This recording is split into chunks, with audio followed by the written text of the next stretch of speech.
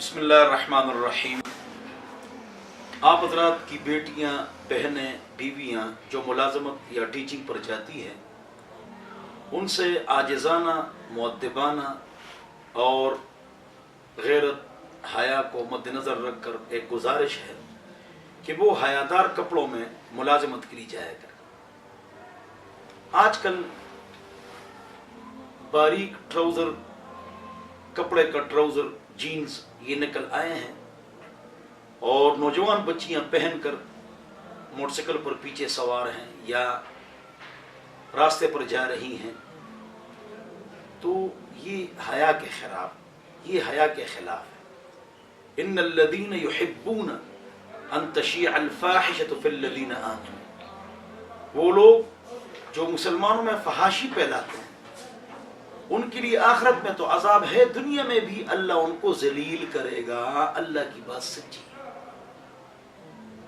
یعنی جب ہم نے کہا کہ ملازمت کے لیے 10 شرائط ہیں، 10 شرائط کے بغیر کوئی خاتون ملازمت پر نہ جائے، تو لوگ کہتے تھے کہ یہ مجبور ہے، یہ عورتیں تو مجبور عورتیں جو ہیں ان کے چہرے پر، بدن پر مجبوری نظر آنی چاہیے، اور وہ ملازمت پر جائے تو حیا اور غیرت کے ساتھ۔ ایک تو پردہ نہیں ہے، ایک جو موجودہ پردہ ہے نا، یہ بھی پردہ نہیں ہے، شرعی پردے کی ضرورت ہے، صحیح پردہ۔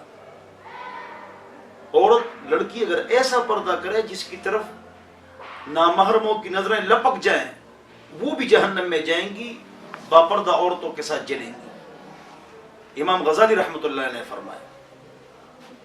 لیکن دوپٹہ بھی نہ پہننا اور چست لباس پہننا اور اس کے اوپر میک اپ کرنا، جب وہ میک اپ کر رہی ہے اور اسکول یا دفتر پر جا رہی ہے، ملازمت کے لیے جا رہی ہے، تو یہ بھائی بہن اس کو روکتا نہیں ہے کہ بھائی میک اپ کی کیا ضرورت ہے۔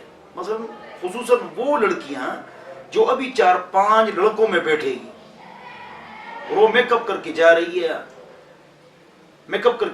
ہے یا لپسٹک لگا رہی ہے، تو بھائی اس کو روکے کہ بھائی آپ کہاں جا رہی ہے، شادی پر جا رہی ہیں یا مستورات سے ملنے جا رہی ہیں۔ یہ تو ایک کم درجے کا مسلمان بھی جس میں غیرت اور حیا ہو، وہ کہے گا یار یہ کون سا طریقہ ہے۔ یعنی آپ ملازمت پر جا رہی ہے تو اس میں لپسٹک لگانے کی کیا ضرورت ہے، میک اپ کی کیا ضرورت ہے، اسپرے کی کیا ضرورت ہے۔ اتنی آپ میں عقل اور شعور نہیں ہے کہ آپ اپنی بہن بیٹی کو سمجھائیں کہ اس کا کیا مطلب ہے۔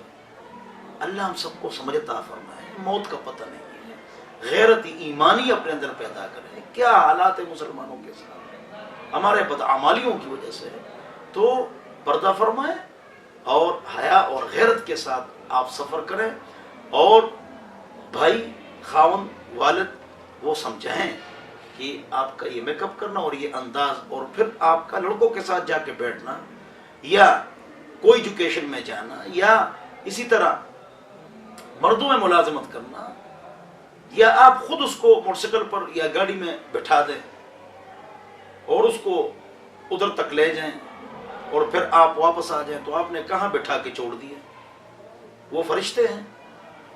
جب آپ کے نبی نے آپ کو کہا صلی اللہ علیہ وسلم کہ جب ایک نامحرم مرد اور عورت اکٹھے ہوتے ہیں، تیسرے ان میں شیطان ہوتا ہے، ثالثھا شیطان، تو اللہ سے ڈرو اور غیرت اور حیا کے ساتھ زندگی گزارو، موت کا پتہ نہیں ہے۔